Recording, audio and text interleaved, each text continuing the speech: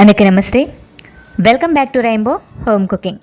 ఈరోజు చూపించిపోయే 4 రకాల tasty recipes: tomato పప్పు, దొండకాయ ఫ్రై, కొబ్బరిపాలతో గుత్తొంకాయ, ఇంకా దొండకాయ రోటి పచ్చడి. ఈ 4 రకాల టేస్టీ రెసిపీస్ని కొత్తగా వంట నేర్చుకునే వాళ్ళ కోసం చాలా ఈజీగా చేసి చూపించబోతున్నాను. టేస్ట్ అయితే చాలా బాగుంటాయండి. దీనిలో మొదటి రెసిపీ వచ్చి టమాటో పప్పు. టమాటో పప్పుని ఈ విధంగా చేస్తే మాత్రం చాలా టేస్ట్ వస్తుంది. ఇంకా రెసిపీ కూడా చాలా ఈజీ అండి. టేస్టీగా ఎలా చేసుకోవాలో చేసి చూపిస్తాను. ఈ రెసిపీ కోసం నేను 2 కప్పుల కందిపప్పుని తీసుకున్నాను. ఈ పప్పుని శుభ్రంగా ఒక 4 సార్లు వాటర్ వేసుకుని కడిగేసుకోవాలి. ఈ విధంగా బాగా కడిగేసుకున్న తర్వాత 2 కప్పుల కందిపప్పుకి 4 కప్పుల వాటర్ని యాడ్ చేసుకోవాలి. ఇలా వాటర్ యాడ్ చేసుకుని కుక్కర్ మూత పెట్టుకుని 2 విజిల్స్ వేయించుకోవాలి. ఇలా 2 విజిల్స్ వేయించుకున్న తర్వాత చల్లారిన తర్వాత కుక్కర్ మూత తీసుకుని దీనిలో 2 కప్పుల టమాటో ముక్కల్ని యాడ్ చేసుకోవాలి. పప్పు మనం ఎంత తీసుకున్నామో అదే క్వాంటిటీలో టమాటోని కూడా తీసుకోవాలి. టమాటో వేసుకున్న తర్వాత కారానికి సరిపడా పచ్చిమిర్చిని కూడా యాడ్ చేసుకోవాలి. కారం బట్టి మీరు వేసుకోండి. ఇంకా కొంచెం కరివేపాకును కూడా వేసుకోవాలి. 1/2 టీ స్పూన్ పసుపు, ఇంకా 1 టీ స్పూన్ కారం వేసుకున్న తర్వాత టమాటోలు పులుపుని బట్టి మీరు చింతపండుని యాడ్ చేసుకోండి. టమాటో కొంచెం పులుపు ఉంది కాబట్టి కొంచెం చింతపండుని మాత్రమే యాడ్ చేసుకుంటున్నాను. చింతపండు వేసుకుంటేనే టేస్ట్ బాగుంటుందండి. కొంచెం అయితే యాడ్ చేసుకోవాలి. తర్వాత దీనిలో 1 గ్లాస్ వాటర్ వేసుకుని పప్పు అంతా ఒకసారి బాగా కలిపేసుకోవాలి. కలిపేసుకున్న తర్వాత టమాటోలన్నీ మెత్తగా అయ్యేంత వరకు ఉడికించుకోవాలి. ఈ పప్పు ఇలా ఉడుకుతూ ఉండగానే దీనిలో టేస్ట్కి సరిపడినంత సాల్ట్ కూడా యాడ్ చేసేసుకోవాలి. ఇలా పచ్చిమిర్చి టమాటో అంతా మెత్తగా అయ్యేంత వరకు కూడా ఈ పప్పుని ఉడికించుకోవాలి. ఈ టమాటో పప్పు చేసుకునేటప్పుడు బాగా పండిన టమాటోలు తీసుకుంటే పప్పు టేస్ట్ చాలా బాగుంటుంది. ఇలా టమాటోలన్నీ మెత్తగా అయ్యేంత వరకు ఈ పప్పుని ఉడికించుకోవాలి. ఈ విధంగా ఉడికించుకున్న తర్వాత ఈ పప్పుని పక్కకు దించేసుకుని దీనికోసం పోపు రెడీ చేసుకోవాలి. పోపు కోసం కొంచెం ఆయిల్ వేసుకుని 1 టీ స్పూన్ ఆవాలు, 1 టీ స్పూన్ జీలకర్ర, ఇంకా 1/2 టీ స్పూన్ మెంతులు. ఈ మెంతులు వేసుకోవడం వల్ల పప్పు టేస్ట్ చాలా బాగుంటుందండి. అస్సలు స్కిప్ చేయొద్దు. ఇవి కొంచెం ఫ్రై అయిన తర్వాత కరివేపాకుని యాడ్ చేసుకుని ఫ్రై చేసుకోవాలి. కరివేపాకు కూడా కొంచెం ఫ్రై చేసుకున్న తర్వాత ఎండుమిర్చి ఇంకా వెల్లుల్లి కూడా వేసుకుని ఫ్రై చేసుకోవాలి. పప్పుకి కొంచెం వెల్లుల్లి ఎక్కువ వేసుకుంటేనే టేస్ట్ చాలా బాగుంటుందండి. ఇలా ఇవన్నీ కూడా ఫ్రై అయ్యేంత వరకు ఈ విధంగా కలుపుకుంటూ ఫ్రై చేసుకోవాలి. ఈ పోపు అంతా ఇలా ఫ్రై అయిన తర్వాత ఉడికించి పెట్టుకున్న పప్పులో వేసుకుని కలిపేసుకోవాలి. పప్పులో వేసుకుని గరిటతో బాగా కలిపేసుకుంటే టమాటో పప్పు రెడీ అయిపోయినట్టే. ఈ విధంగా చేసుకుంటే టమాటో పప్పు చాలా టేస్టీగా వస్తుందండి. మీరు కూడా ఒకసారి ఈ విధంగా టమాటో పప్పుని ట్రై చేసి చూడండి. తర్వాత రెసిపీ వచ్చి దొండకాయ ఫ్రై. దొండకాయ ఫ్రైని చాలా సింపుల్గా ఇంకా చాలా టేస్టీగా ఈ విధంగా ఒకసారి చేయండి. టేస్ట్ అదిరిపోతుంది. దీనికోసం ఒక కడాయి తీసుకుని 2 టేబుల్ స్పూన్స్ ఆయిల్ వేసుకోవాలి. నువ్వుల నూనెతో చేసుకుంటే టేస్ట్ చాలా బాగుంటుంది. ఈ ఆయిల్లో కట్ చేసి పెట్టుకున్న దొండకాయ ముక్కల్ని వేసుకోవాలి. 2 కప్పుల ముక్కల్ని వేసుకున్నాను.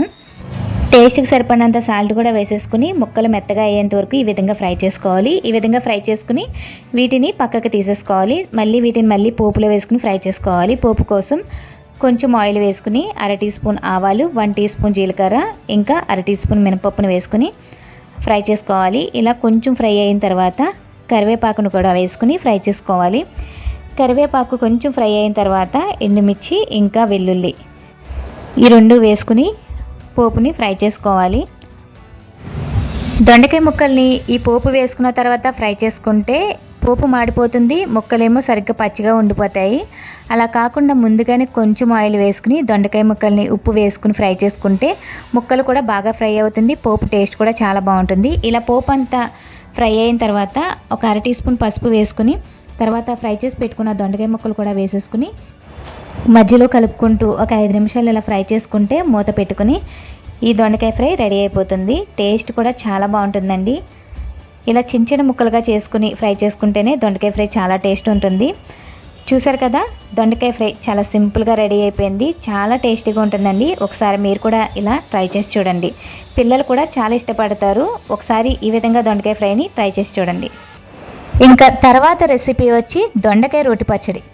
ఇదైతే చాలా సింపుల్ రెసిపీ, కేవలం 5 నిమిషాలు చేసుకోవచ్చండి. చాలా టేస్టీగా ఉంటుంది. ఎప్పుడైనా కూరలు చేసుకునే టైం లేనప్పుడు కూడా ఇలా దొండకాయ రోటి పచ్చడి చేసుకుంటే రైస్ అంతా ఈ పచ్చడితో తినేయచ్చండి. చాలా టేస్టీగా ఉంటుంది. సింపుల్గా ఎలా చేసుకోవాలో చేసి చూపిస్తాను.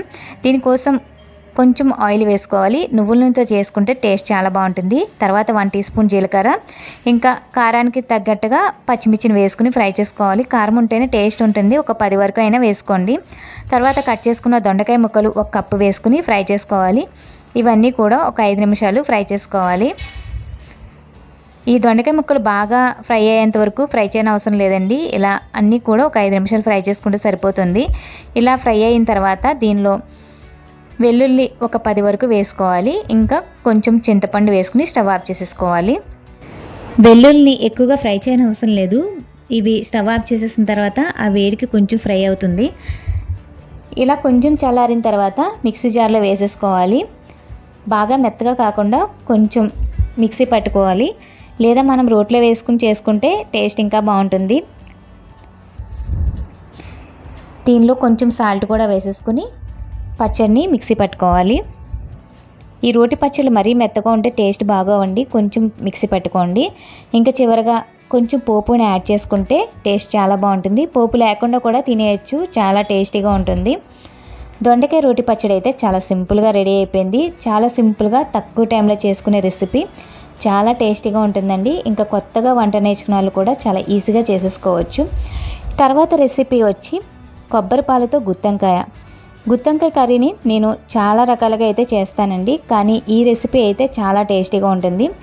ఇలా కొబ్బరి పాలతో చేసిన గుత్తంకాయ కర్రీని రైస్లో వేసుకుని తింటే చాలా టేస్టీగా ఉంటుంది. ఇంకా రోటీ, పుల్కా, బిర్యానీ అన్నిట్లోకి కూడా చాలా టేస్టీగా ఉంటుంది. ఈ రెసిపీ కోసం 1 టీ స్పూన్ ధనియాలు, 1/2 టీ స్పూన్ జీలకర్ర, 3 లవంగాలు, ఇంకా చిన్న దాల్చిన చెక్క ముక్క, వీటిని మిక్సీ జార్లో వేసుకుని ఒకసారి పౌడర్ లాగా మిక్సీ పట్టేసుకోవాలి. ఒకసారి మిక్సీ పట్టేసుకున్న తర్వాత దీనిలో కట్ చేసుకున్న అల్లం 1 టీ స్పూన్, ఇంకా 8 వరకు వెల్లుల్లి వేసుకుని, ఇంకా 1/2 కప్పు జీడిపప్పు, 1 టేబుల్ స్పూన్ గసగసాలు వేసుకుని ఇలా మెత్తగా మిక్సీ పట్టుకోవాలి. ఈ విధంగా మిక్సీ పట్టుకున్న తర్వాత కట్ చేసుకున్న ఆనియన్ 1 కప్పు వేసుకోవాలి. ఆనియన్లో కొంచెం సాల్ట్ని వేసుకుని మిక్సీ పట్టుకోవాలి. ఇలా వేసుకుంటే ఆనియన్ పేస్ట్ తొందరగా ఫ్రై అయిపోతుంది. మిక్సీ పట్టుకున్న తర్వాత వంకాయల్ని కట్ చేసుకోవాలి. ఇలా శుభ్రంగా వాష్ చేసుకున్న తర్వాత గుత్తి వంకాయకి కావాల్సినట్టుగా వీటిని కట్ చేసేసుకోవాలి. కట్ చేసుకున్న తర్వాత మనం మిక్సీ పెట్టుకున్న ఆనియన్ పేస్ట్లో కారం, ఉప్పు యాడ్ చేసుకోవాలండి. 1/2 టీ స్పూన్ పసుపుని వేసుకోవాలి. తర్వాత 2 టీ స్పూన్ల కారం వేసుకున్న తర్వాత టేస్ట్కి సరిపడినంత సాల్ట్ కూడా యాడ్ చేసుకోవాలి. ఆల్రెడీ మనం ఆనియన్ పేస్ట్లో కొంచెం సాల్ట్ వేసుకున్నాం కాబట్టి కొంచెం తగ్గించుకుని వేసుకోండి. ఇవన్నీ కూడా ఒకసారి బాగా కలిపేసుకోవాలి. ఈ విధంగా బాగా కలిపేసుకున్న తర్వాత కట్ చేసి పెట్టుకున్న వంకాయల్లో ఈ పేస్ట్ని పెట్టుకోవాలి. ఇలా అన్నీ కూడా స్టఫింగ్ చేసుకుని పక్కన ఉంచుకోవాలి.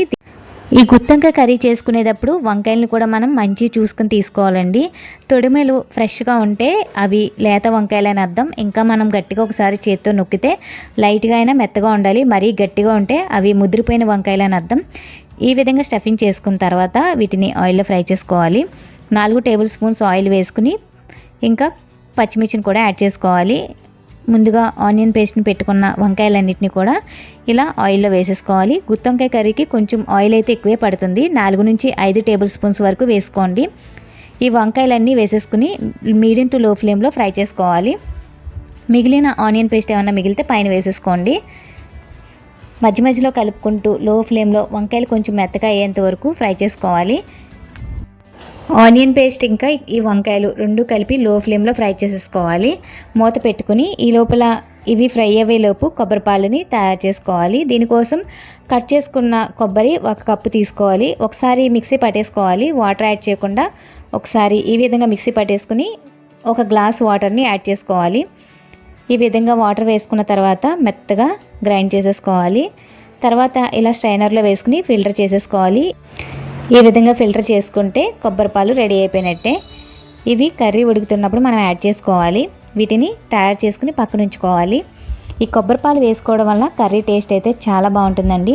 ఇలా వంకాయల్ని మధ్యలో ఒకసారి కలుపుకుంటూ లో ఫ్లేమ్లో ఆనియన్ పేస్ట్ కూడా పచ్చివాసన అంతా పోయేంత వరకు కూడా రెండింటిని ఫ్రై చేసుకోవాలి. ఈ విధంగా మెత్తగా ఫ్రై అయిన తర్వాత దీనిలో ముందుగా తయారు చేసి పెట్టుకున్న కొబ్బరి పాలని యాడ్ చేసేసుకోవాలి. కొబ్బరి పాలు తక్కువగా తీసుకుంటే అంటే కొంచెం చిక్కగా తీసుకుంటే 1 గ్లాస్ వాటర్ యాడ్ చేసుకోండి. నేను తయారు చేసుకునేటప్పుడే 2 గ్లాసులు వాటర్ని యాడ్ చేసుకున్నాను. ఇలా ఆయిల్ అంతా పైకి వచ్చేంత వరకు కర్రీని ఉడికించుకోవాలి. దీనిలో ఉడుకుతున్నప్పుడే కొంచెం కొత్తిమీరని కూడా యాడ్ చేసేసుకోవాలి. ఇలా ఆయిల్ పైకి వచ్చింది కాబట్టి స్టవ్ ఆఫ్ చేసేసుకోవాలి.